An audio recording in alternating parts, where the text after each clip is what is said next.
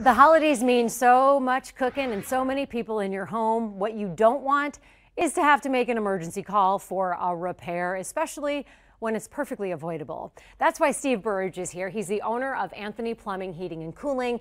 You have some really good pieces of technology and advice so people aren't calling in an emergency plumber on Christmas or any other big thing. So what did you bring here?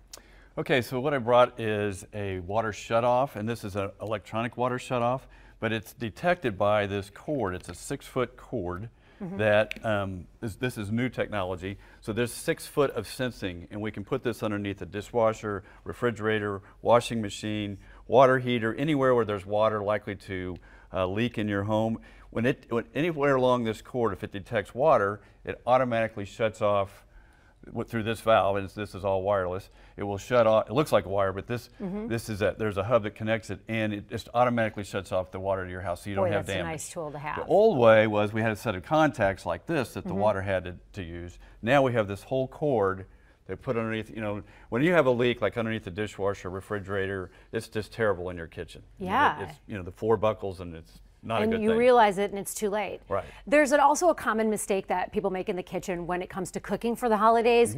One of them involves rice. Yes, well, putting rice down a garbage disposer, and it is a disposer, not a dispose all. A lot of people think it's a dispose all, like you can put everything down it, but you really shouldn't. You shouldn't be putting rice or just a little bit of rice or pasta, because it expands once it gets in the drain, and it will just cause a clog. Even if you have a garbage disposal or disposer? Yes. You should be running a lot of water. Okay. Well, small amounts of rice, small amounts of pasta, no celery, banana peels, anything that has the long fibers.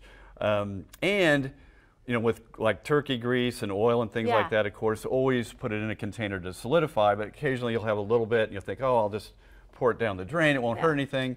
The intuition is I'll just run hot water when I pour the grease down the drain. Right. But it's better to run cold water. Oh. You do not want to run hot water when you pour a little bit of grease down the drain. Why? What happens? Well, it actually clogs. It gets on the pipe, and it stays liquid. We really want it more solid, and when it's cold, it does solidify, and it just goes right on through. When it's warm, it gets on the edges of the pipe. It makes it really tacky and sticky. It collects all that food. And then you're done for. And then you have a clog. Yeah, and that's no fun.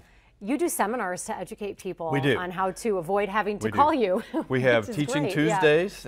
Twice a month we will have a seminar at our office at 5:30, and it's on different topics. Our next one's December 5th on humidification and how important that is in your home.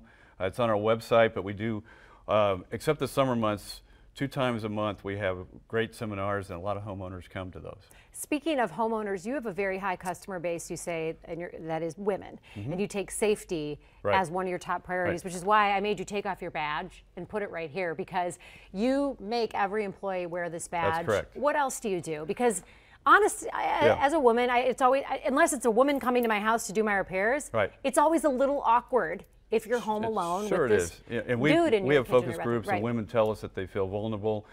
So we all wear photo IDs. We have our pictures on our trucks. Before a technician comes to your home, we email you the bio of that technician, and then it really starts with the hiring process. We are very, very picky on who we hire. So you email a bio to each customer? Correct.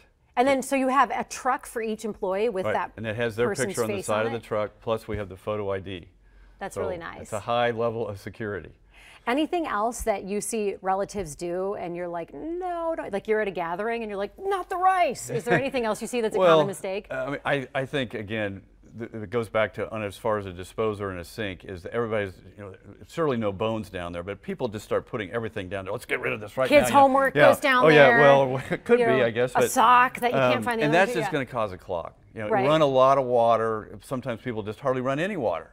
And it really... and it's like the dry rumble? That's the worst. So like at least, 15 seconds afterwards, after the disposer's shut off, still run water, because that helps clears the pipe through. Nice. Steve Burbridge, thank you so much for giving us your expertise so that you don't get caught in a pinch this holiday season. If you'd like to get a hold of Steve and his team, visit AnthonyPHC.com or dial ANTHONY for Kansas or Missouri.